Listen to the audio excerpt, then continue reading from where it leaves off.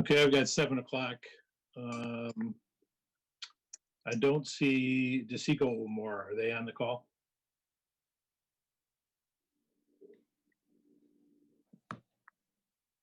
Okay, I see Lucia. Welcome.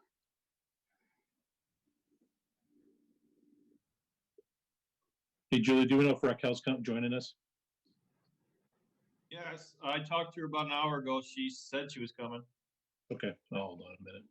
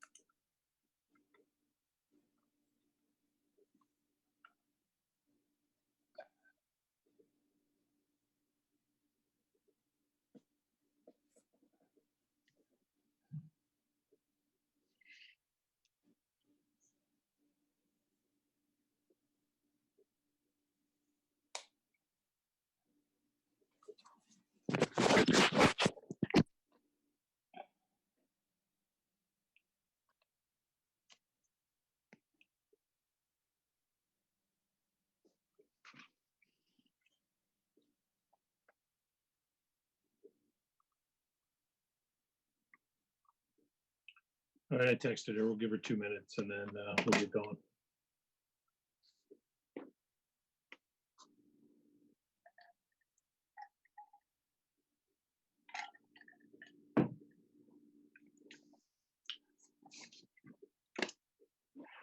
Yes.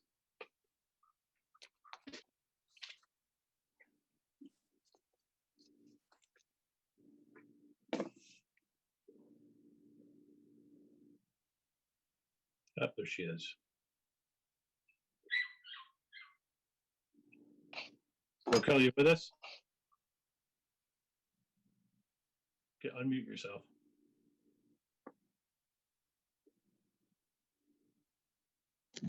Okay, I'm here. All right, cool. I'll call the meeting to order, the June 8th meeting of the Shelby Township Planning Commission. I'll ask the secretary to call the roll, please. Mr. Dallo? Here. Ms. DeSico? Here. Ms. Gonzalez? Here. Mr. Meredith? Here. Mr. Turner? Here. Mr. Apone? Mr. Apone? Absent. Mr. Flynn? I think he's here. I'm here. Paul's here. He's just muted. Oh, sorry. Okay. He's just Great. challenged. Okay, Chairman Moffett, we have a quorum. Excellent.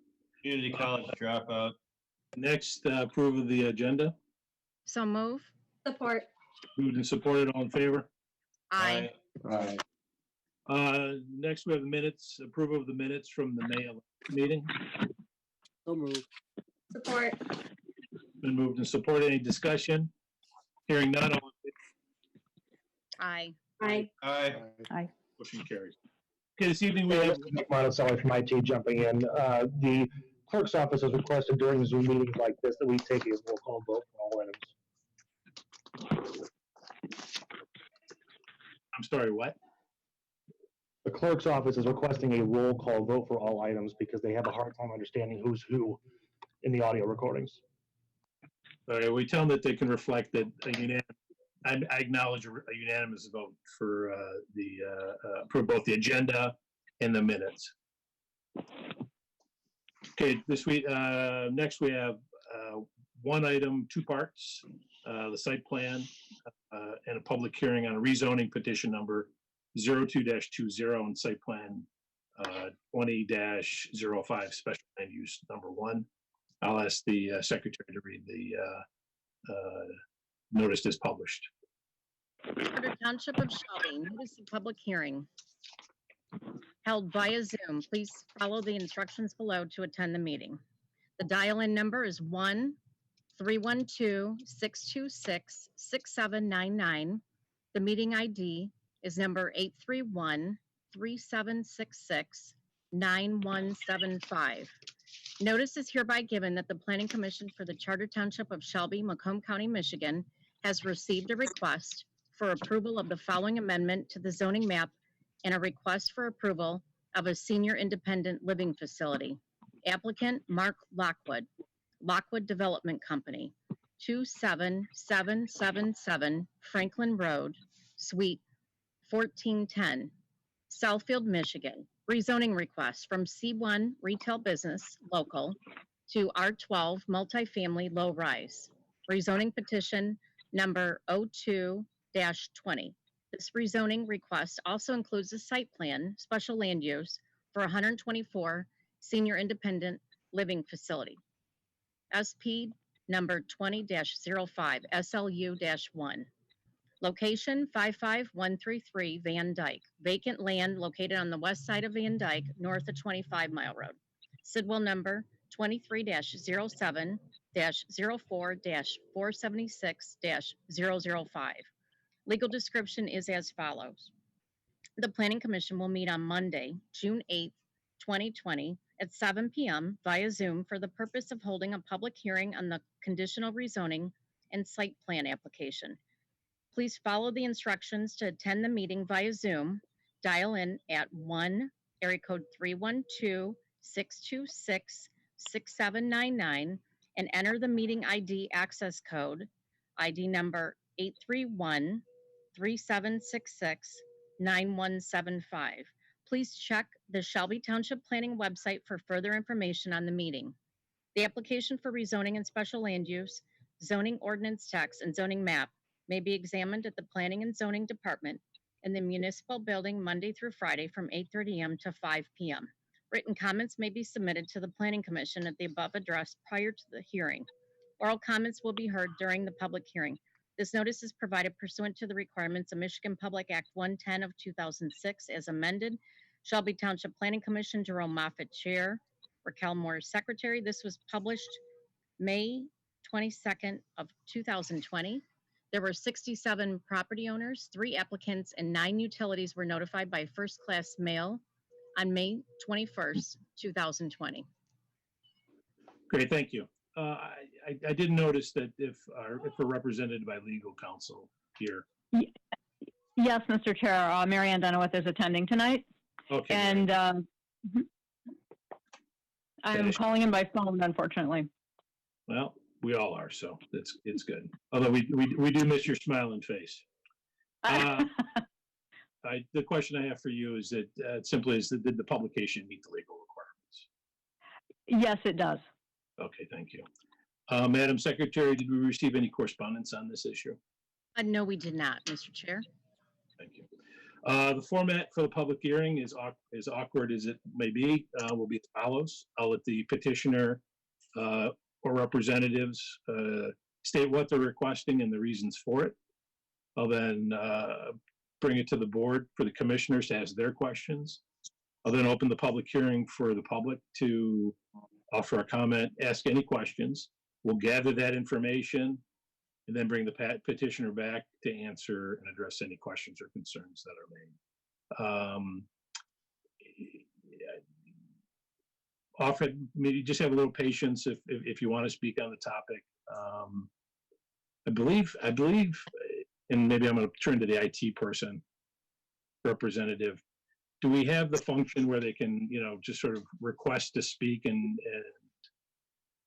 can I then have you just identify the individual who's, sort of in the queue? They do. What we've been doing in the past is giving them their own opportunity to unmute their microphones. So if they're joining on a computer, they can just press the button. And if they're joining by phone, they need to press *9. And we've been giving them maybe 20 or 30 seconds to do that. Okay.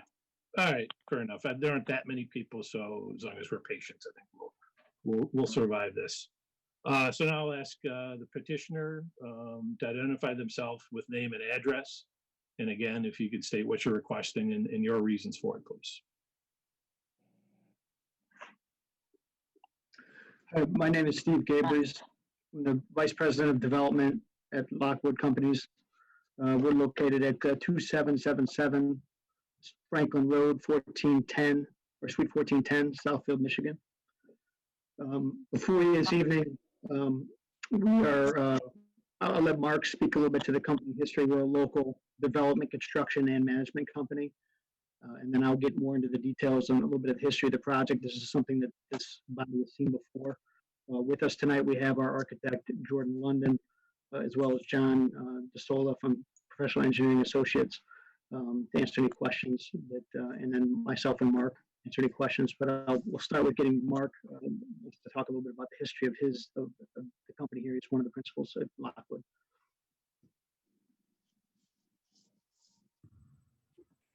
Thank you, Steve, and thank you, commissioners, for the time this evening in an admittedly unconventional format, but I appreciate the time nonetheless.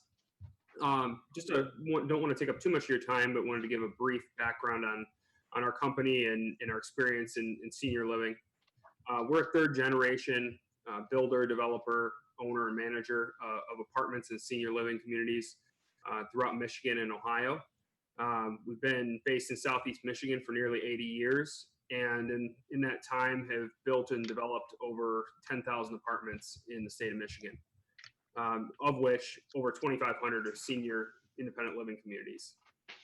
Currently, we have 4,500 apartments, mostly in Michigan, and have all of which we operate in addition to building and developing.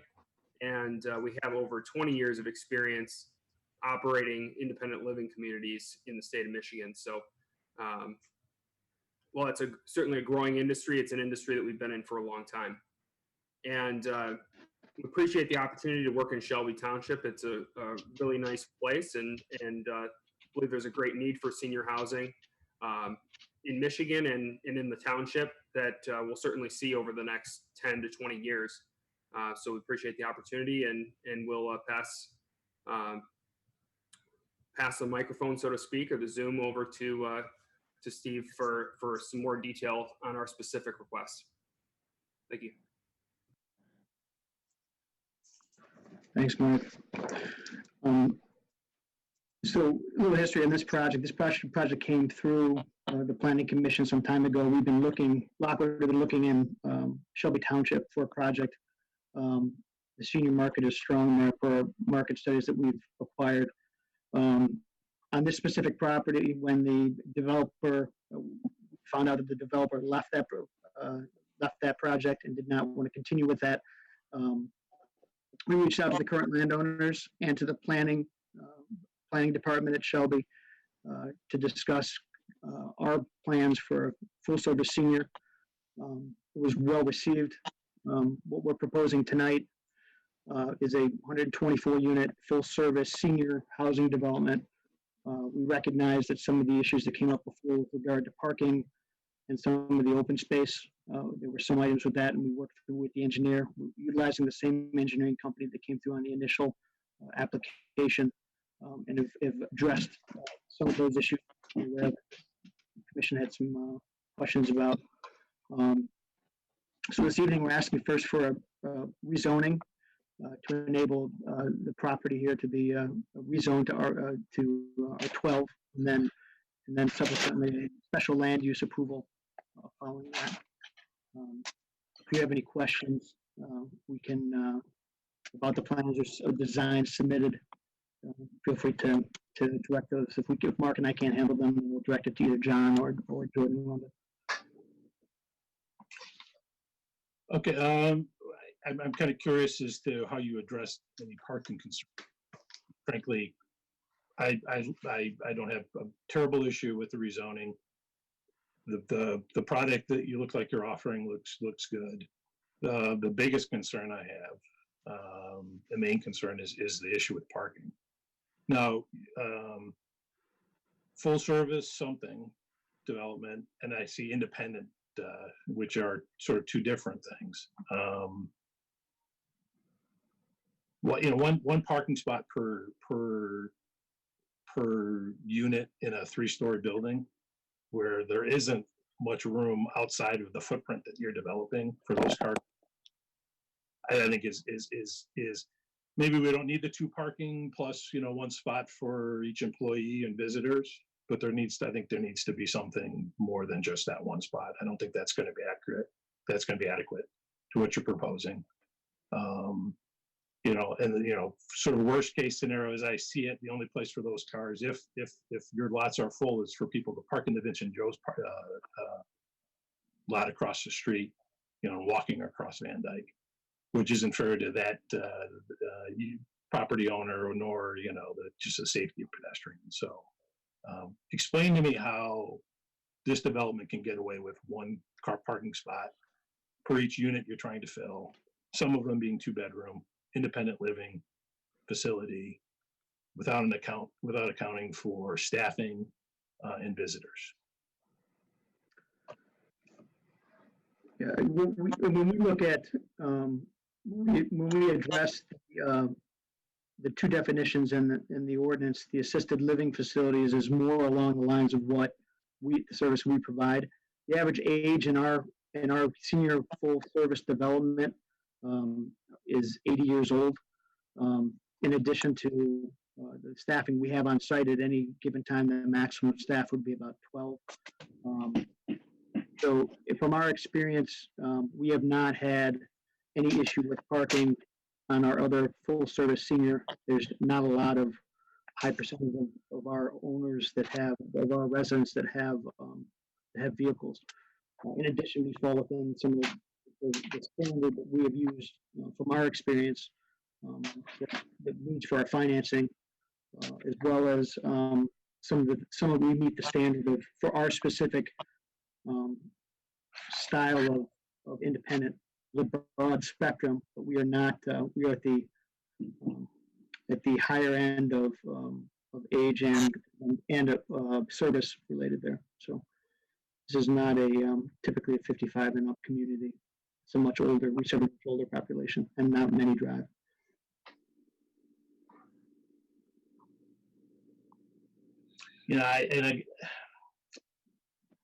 I guess I looked at your drawings, and it looked pretty.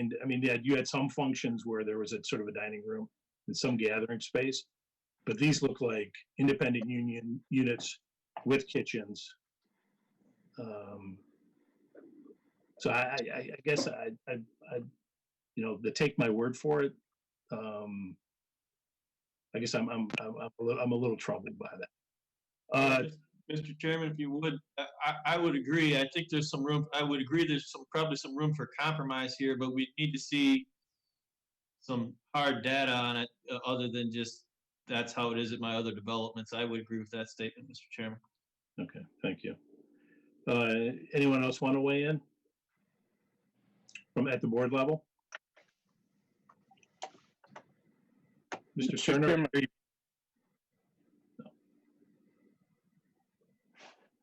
I'm sorry, did I cut somebody off? Mr. Chairman, Mr. Dallin? also I noticed I couldn't find an elevator in the building. Is there one provided that I missed finding? Well, there likely should be more than one, I would think, but Yeah, there's several. I'm the architect, Jordan London, and I'm going to share my screen with you. Tell me if this helps.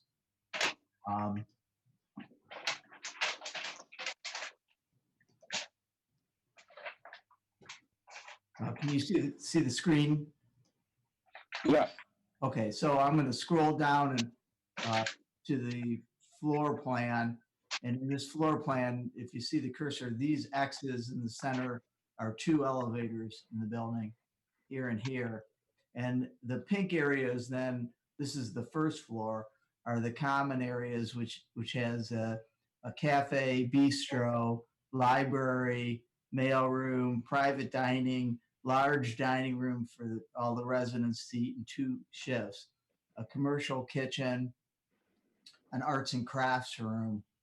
And then on the second floor, there's additional common areas, a game room and multi-purpose rooms and barber beauties.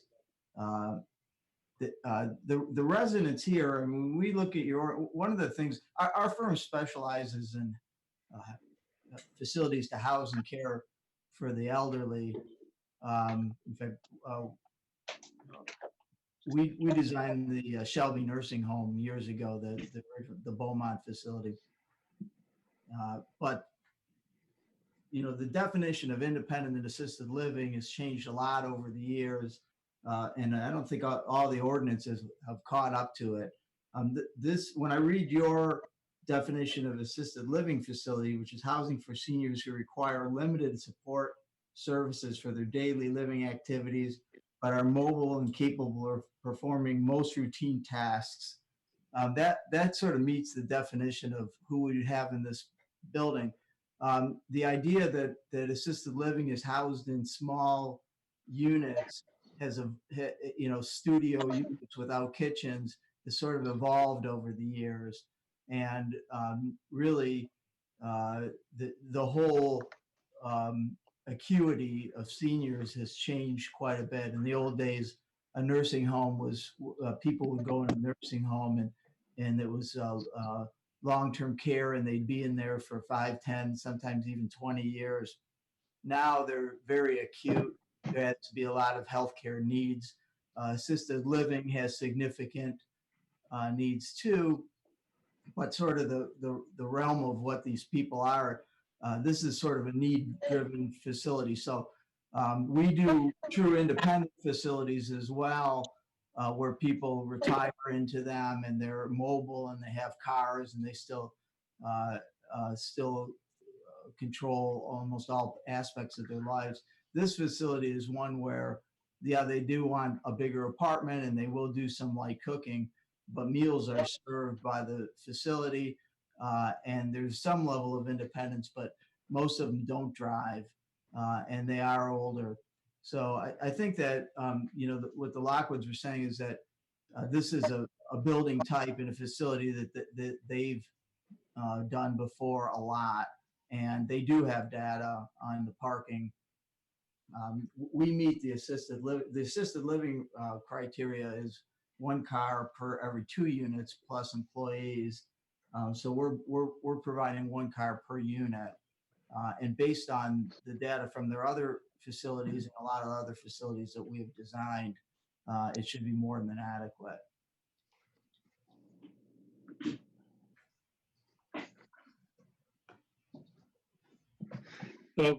So you're prepared to share that data with us? Yeah, I have some data that we have, that we've gotten from the transportation engineers on this type of project. I'm happy to share it, so I can send that over to. Yeah, and what the demographic makeup of your residents. I mean, if you do have an apples to apples comparison of a unit, similar demographic. You know, I'm just curious. Yes. Because taking a transportation away from an 80 or 70, 80-year-old in person, from my experience, is somewhat challenging. So it looks like great. What I'm looking at is more of what I would see it as an independent. Now you're telling me the definition is changing, and you may, that's fine. I'm but I just don't want to go down a road where we're approving a site that then when the parking is inadequate, it just creates, and especially in an area that has other sort of parking challenges that I just want to make sure we get this right. So understood. Go ahead. Yeah, the Seco Plaza comes to mind when we're talking about parking. So yeah, just we can make sure all our boxes are checked on that. That would make sense. I mean, frankly, it's the only place where, if we get this wrong, where cars sort of parking up along Van Dyke, but people will get creative if they want to visit their loved one and there's a parking spot for them. Okay, well, it doesn't sound like I have any other nothing else from the commission, so I will open this up now to the public. This is the only public hearing the planning commission will hold on this rezoning and special land use request. Your remarks will be entered into the record for township board evaluation. The planning commission is a recommending body. The township board will take into consideration these comments when making the final decision on this request. At this time, anyone is welcome to ask any questions or offer their opinions. And what I'm going to do is I'll just write down whatever is asked, and then I'll ask the petitioner to come back to address them.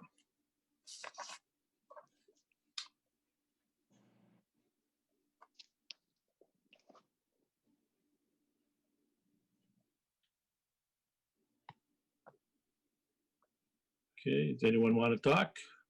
Any questions? Going once? Going twice? I'm scrolling through and making sure nobody's unmuting, and I don't see it. Going 3 times. I'm assuming that there are comments from the board or from the floor. I will now turn it to, I will ask the planning director for her comments. Good evening, Chairman Moffett. I had a couple of concerns as well. I mean, of course, I noted the space, the parking space requirements, so we'll need the data on that. The other issue is the open space calculations. They are required to have 42,000 square feet of open space, and I think they fall short of it. The interior open spaces do not count for the open space outdoors. There's, I had a question on the retention or detention pond. I didn't see one. I was just wondering how that's going to be addressed. Also, the property abuts single-family residential to the west, so we're going to need minor screening requirements for the building and moderate screening for the parking. So I think we're going to need to see a cross-section of the berm for that. It's in my notes. Also, let's see, the elevations, I don't think were indicated correctly on the plans, and we'd like to incorporate more brick along the facades. Being that all 4 facades are highly visible, I'd recommend more brick exterior. And then some of the comments from the engineer are, you know, there's going to be required permits for the loss and drain, some modifications to the enclosure, the dumpster enclosure, but for the most part, they're pretty minor. But that's the only thing. I think, you know, this plan is fairly aggressive, although it does meet all the standards except for the parking and the open space. Okay. Do you want to address the open space question? I know your engineer is here, I think you said. Yeah, I'd be happy to address that. And I've got a couple exhibits that I can also maybe share and put up, just to outline the recreational open space that we've computed per the ordinance and how we satisfy that. And then if we use the definition that's in the ordinance for open space, which is land use for recreation, resource protection, amenities, and buffers, we'll show you that as well.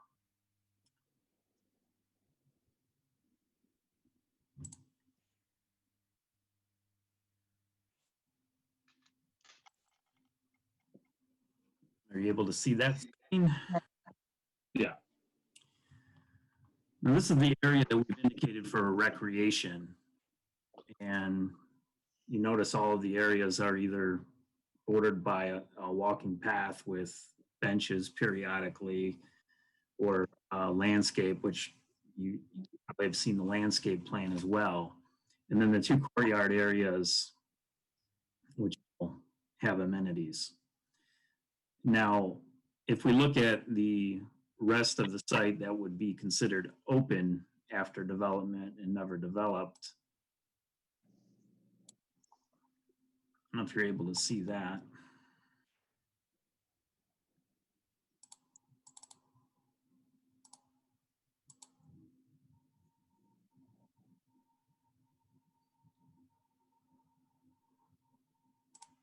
Doesn't appear to want to open.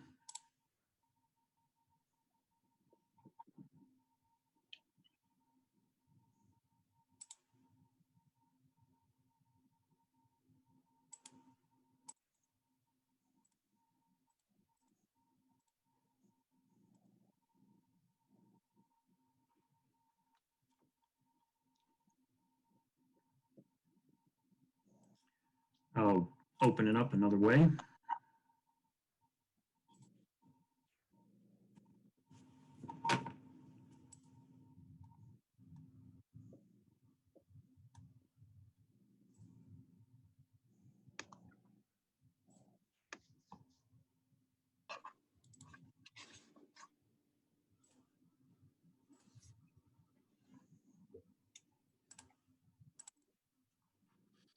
Are you able to see that now? Yes. Yeah, this would encompass all the green areas of the site. And while we satisfied the recreational space, which we just had up at the 42,000 square foot number, this is around 78,000 square feet. And the underground detention system we went with, which is going to be underneath the pavement on the west side and then some of the green and pavement on the north side, which allows us to utilize those spaces without having a big open basin. The site area with that drain in the corner of the site made it a little bit of a challenge to fit all of that in, but we were able to do it with underground detention. Now I note that the engineer cited that we were deficient by using a C factor of 0.9. The ordinance doesn't require a certain C factor. What they ask is that you all the lawn areas and you take all the pavement and roof areas and you come up with a weighted mean, which gave us a C factor of about 0.67, which is conservative right now. We think it might go down a little bit by the time we get to engineering, but we are completely supported with stormwater detention like we are in all the projects. And then the last item, if I could just backtrack a little bit to the parking discussion, there is a study that was done by the Institute of Traffic Engineers for the assisted living developments. The range that they gave per unit was 0.2 to 0.6 unit, which, if we calculated that out, we'd be at about 75 space usage on a given day. And that, as you can see here, is inclusive of employees, residents, and visitor parking. So that's kind of some of the support that we'll probably pass your way. Okay. Okay, I'll entertain a motion to close the public hearing. So moved. Support. I got supported by DeSico. Who made the motion? That was Raquel, I think. Raquel, thank you.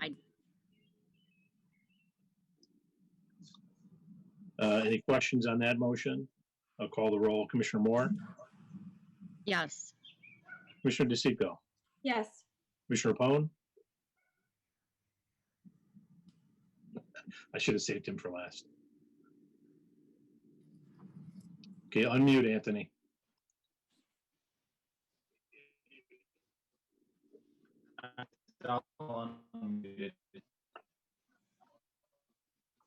You nod your head up and down. There we go. Commissioner Turner? Yes. Commissioner Dalu? Yes. Commissioner Gonzalez? Yes. Mr. Flynn? Yes. Commissioner Meredith? Yes. Okay, thank you. Our two recommendations, seeing as they are kind of both tied together, I'm trying to think how I can do this together. Well, for the rezoning request, our recommendation must be based on practicality of this rezoning request and the effect on the surrounding area. The owner's right to use his land due to current growth and development patterns warrant this rezoning and is the proposed rezoning in accordance with the master plan. The special land use, that our recommendation must be based on compatibility with adjacent land uses, consistent with and promote the intent and purpose of the special land use, compatibility with the natural environment, consistent with capacities of public services and the facilities affected by the proposed use, protect the public health, safety, and welfare, and adequacy of public access to this site. Now, we could recommend approval to the board, we could disapprove the request, or we could table the request to evaluate the information and maybe specifically the parking and open space questions in greater detail at a later date. So at this point, I'll entertain a motion for both requests.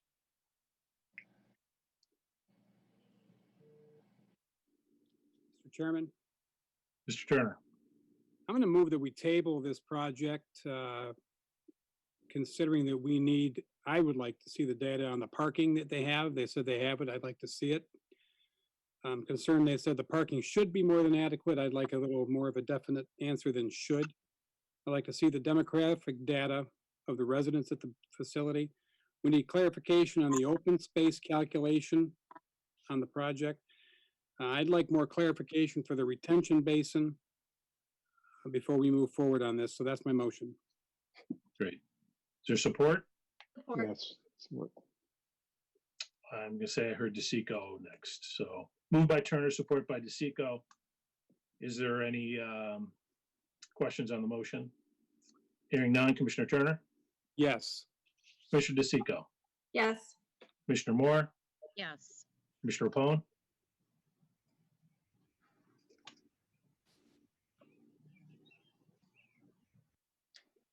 Finally. We'll go back to him. Commissioner Dalu? Yes. Commissioner Gonzalez? Yes. Commissioner Flynn? Yes. Commissioner Meredith? Yes. Commissioner Rapone, you awake? It looks like it's frozen, so I think he's off. Okay. All right, we'll record him as an abstention, involuntary abstention. All right. Very good. So, gentlemen, I think you understand kind of where we're at with this. I think too, I'm just, your definition of independent versus assisted, I would also like to see some clarity when we see you guys again. With that, planning director, is there a report? I do not, Chairman Moffett. Okay. And just so you understand, I think what our request to table goes to the planning commission. They're going to act, or the board of trustees, and they're going to act on that, right? Say that again? So our motion to table is the recommendation to the board of commissioners, or then the board of trustees are then going to act on it.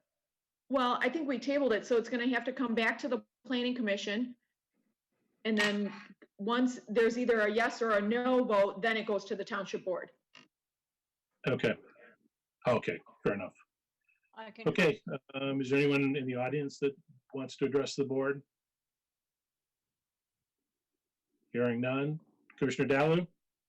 Motion to adjourn, Mr. Chair. Is there support? Support. Support. All in favor? Aye. Aye. Thank you, everyone. Good night. Thank you. Good night. Aye. Thank you. Aye. Good night.